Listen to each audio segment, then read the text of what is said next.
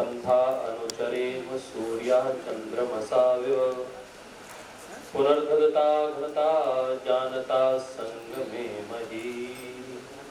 ओम शांति शांति शांति। भारत की जो शिक्षा प्रणाली उसकी हम चर्चा करें तो उसकी शुरुआत ही गुरु शिष्य परंपरा से होती है। मंचस्थ माननीय विद्वज्जन मेरे समक्ष भारत के भविष्य का निर्माण करने वाले शिक्षक वृंद,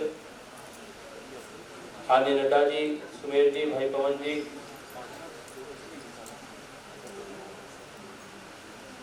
आदरणीय गर्ग साहब, मैं भी बहुत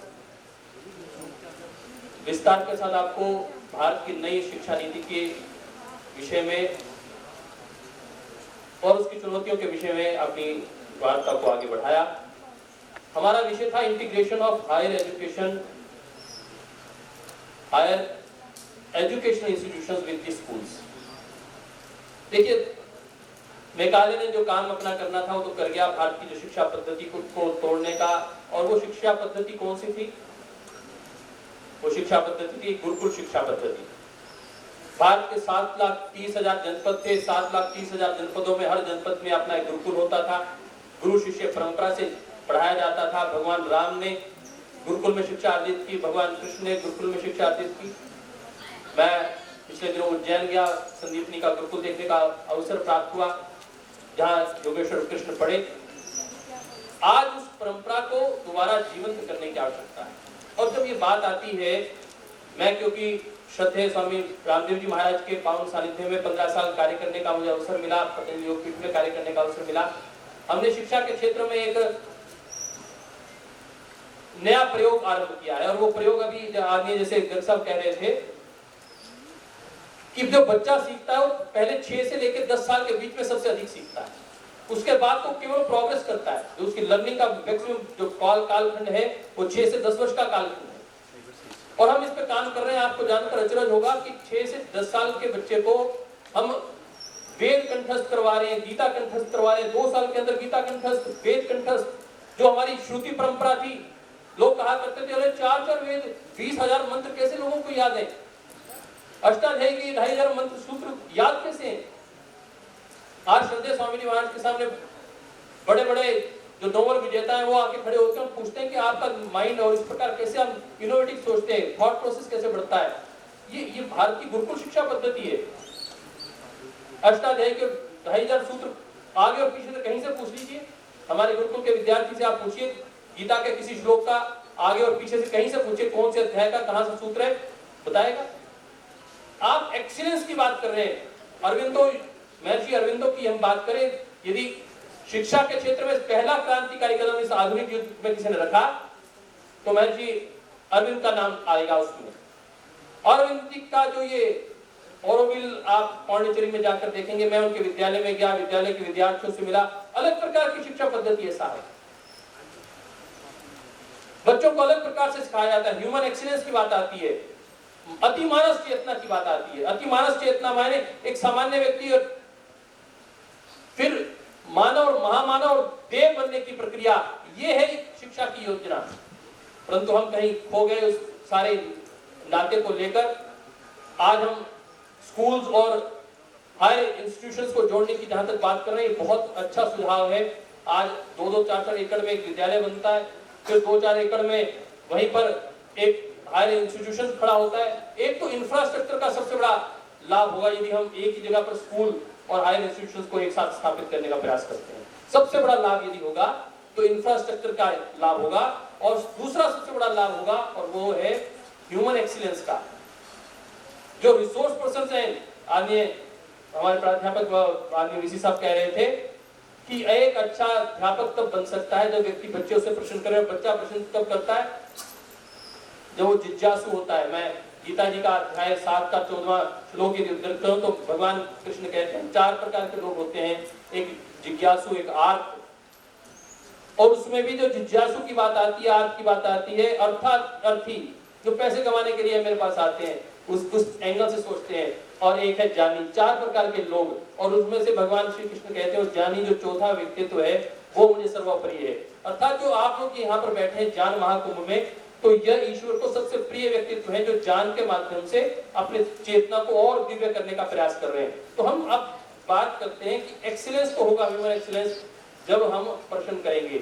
मेरी सीनियर थी कल्पना चावला, मैं दयाल सिंह कॉलेज करनाल से पढ़ा हुआ हूँ, और आज कल्पना चावला का विद्यालय, उसके बच्चे आज नासा में जाते हैं। ऐसे 10 बच्चों को हर साल नासा में भेजा जाता है हायर इंस्टीट्यूशंस में, एक व्यक्ति के जुड़ने मात्र से। तो हमें हायर एजुकेशन के साथ स्कूल्स को इंटरलिंक करना ही पड़ेगा यदि हमें अपने बच्चों को एक्सीलेंस की ओर लेके जाना है। बच्चों को और अधिक यदि हमें कहीं डायरेक्शन देनी है, मैं समझता हूं कि स्किल बढ़ेगी, इनोवेटिव होगा, करिकुलम की अलाइनमेंट हो जाएगी। यदि स्कूल्स और हायर इंस्टीट्यूशंस, आप बच्चे को बनना है डॉक्टर और आप पहले से ही उसको 50 और चीजें पढ़ा रहे हैं, और यदि हम पहले उसका माइंड फोकस कर दें कि आपको इंजीनियरिंग में जाना है, आपको अब खेती की बात करूं, मैं कई बार स्कूलों में जाता हूं, स्कूल के एजुकेशन सिस्टम को देखता हूं, मैं पूछता हूं बेटा आपके पिताजी क्या हैं? यदि मेरे पिताजी किसान हैं, आप क्या बनेंगे? मैं डॉक्टर बनूंगा। आपके पिताजी क्या हैं? आपकी माताजी क्या है? मेरी माताजी शिक्षक हैं, परंतु आप क्या बनेंगे?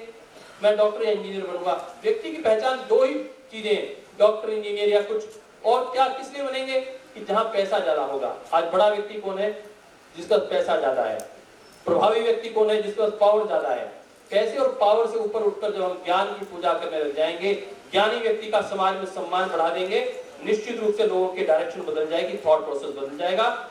ये एक हिस्टोरिक डेवलपमेंट है जो ज्ञान महाकुंभ यहाँ हो रहा है। मैं उसके लिए बधाई देना चाहता हूँ आयोजकों को। मेरा पिछली बार, क्योंकि पतंजलि योगपीठ में इस प्रकार के ज्ञान महाकुंभ का आयोजन हो चुका, मैंने वहां देखा जिस प्रकार की योजना के साथ आप आगे बढ़ रहे हैं। मैं इतनी बात से अपनी बात को कंक्लूड करूंगा। हमारे हर विद्यालय के आगे लिखा होता है शिक्षार्थ आइए और सेवार्थ जाइए, परंतु बताइए कोई सेवा के भाव के साथ जाता हो? उसका पहला भाव ये होता है कि मुझे बताओ कमाना क्या है, कहां से आना है, मेरी सेवा कौन करेगा?